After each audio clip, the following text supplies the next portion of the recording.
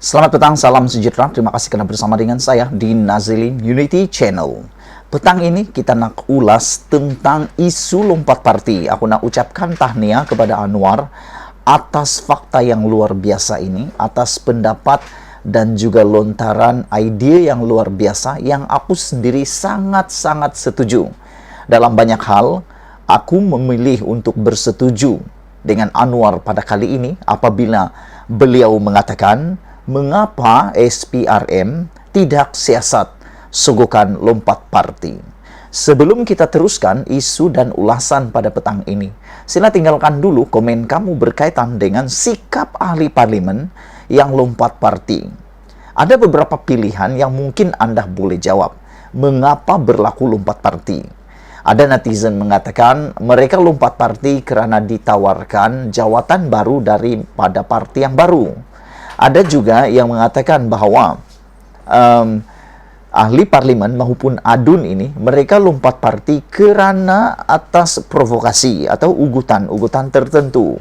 Ada juga yang mengatakan bahwa ahli-ahli parlimen ini lompat parti kerana mereka kata mereka punya prinsip tidak sama lagi dengan parti yang lama.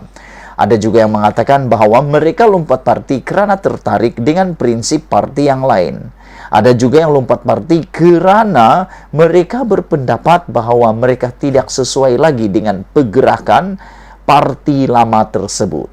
Secara pribadi, aku fikir semua yang dinyatakan oleh netizen ini, semua pendapat mengapa ahli parlimen dan adun, ahli Dewan Undangan Negeri, lompat parti, semua yang disebutkan daripada pertama sehingga keempat tadi itu, semuanya pernah berlaku. Walaupun tidak secara jelas ataupun secara terang-terangan, tetapi ada beberapa yang boleh dikaitkan, antaranya provokasi, ada juga kerana tidak bersehaluan lagi dengan prinsip parti dan prinsip pribadi, ada juga kerana mungkin lebih tawarannya lebih baik di parti yang lain itu, mungkin dia boleh dapat jawatan yang lebih baik atau sebagainya. Mungkin itu sebab mereka lompat parti. Namun yang lebih penting lagi adalah desakan Anwar yang aku sendiri secara pribadi setuju dengan desakan ini apabila Anwar mengatakan mengapa SPRM tidak siasat sogokan lompat parti. Apa pendapat kamu semua? Adakah Anda juga bersetuju dengan pendapat Anwar ini bahwa mengapa SPRM tidak membuat siasatan terhadap sogokan atau siasat sogokan lompat parti? Ada yang berlaku atau tidak? Inilah yang perlu disiasat oleh SPRM. Hari ini Ketua Pembangkang yaitu Anwar Ibrahim menegaskan rang Undang-Undang RUU Perlembagaan Pindaan Nomor 3 2022 memberi kesan kepada integriti ahli parlimen yang dianggap sebagai pengkhianat. Di Malaysia saja pada tahun 2020 daripada tahun 2018 sehingga 2022,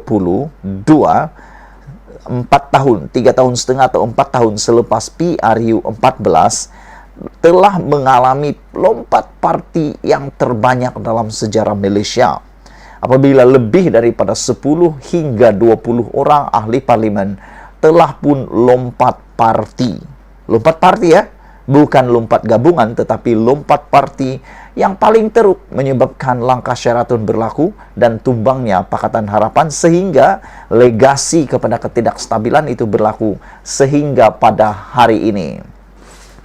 Ahli Parlimen Prediction itu yaitu Anwar Ibrahim dalam masa sama mempersoalkan mengapa Suruhanjaya Pencegahan Rasuah Malaysia SPRM tidak menyasat ahli Dewan Rakyat yang bertukar parti. Aku fikir perlulah dikuatkuasakan juga setiap kali ada yang lompat parti. Aku setuju dengan pendapat Anwar Ibrahim ini, yaitu setiap kali berlaku lompat parti perlu disiasat sedalam-dalamnya. Kenapa ahli parlimen maupun ahli Dewan Undangan Negeri itu melakukan aktiviti tidak bermoral, tidak berintegriti ini, yaitu lompat parti tersebut. Budaya ini sepatutnya cepat-cepat kita halang daripada terus mengembang dan menjadi barah di dalam politik negara kita. Anwar Ibrahim juga berkata, larangan ahli parlimen melompat parti itu disokong, walaupun ia tidak memenuhi sepenuhnya tuntutan dikemukakan Pakatan Harapan PH. Perkara pembelotan ini bukan baru. Ahli parlimen daripada PAS sudah tahu. Sejak 1961, apabila kerajaan PAS Terengganu dijatuhkan, namun tidak menjadi pengajaran, kerana parti itu kemudian bersekongkol dan mengizinkan ia berlaku. Ini bukan soal belot, khianat dan lompat parti sahaja, kata Anwar. Soal yang harus diketahui oleh Perdana Menteri dan diperhatikan oleh badan seperti SPRM, kerana ia membabitkan rasuah, penipuan dan sogokan. Dan pindaan ini tidak menyelesaikannya, kata Anwar Ibrahim lagi. Yang ini aku setuju. Aku setuju kalau semua perkara yang tersembunyi, yang tidak dilihat secara langsung perlu disiasat sedalam-dalamnya, korek sehingga ke lubang cacing. Kita mahu guna pindaan ini untuk tanya SPRM, kenapa sogokan ini tidak disiasat, kata Anwar. Tegasnya ketika membahaskan RUU tersebut di Dewan Rakyat pada hari ini. Itulah dia isu yang paling hangat yang dibawakan oleh Anwar Ibrahim. Mengapa SPRM tidak siasat sogokan lompat parti? Sebelum kita berpisah, aku harap kamu semua dapat tinggalkan komen kamu tentang isu pada kali ini. Isu kali ini paling hot, paling penting menentukan masa depan, credibility, integrity, moral ahli parlimen. Baru beberapa jam yang lepas, aku bercerita dengan seorang anak muda. Beliau baru berusia 19 tahun dan pada tahun ini beliau layak mengundi apabila PRU 15 akan diadakan tak lama lagi. Satu perkara yang dia katakan kepada saya adalah, buat apa nak mengundi kalau nanti yang diundi akan lompat parti juga? Buat apa nak mengundi kalau akhirnya kalah juga? Sudah menang tapi jadi kalah pula. Inilah persepsi anak-anak muda pada waktu ini.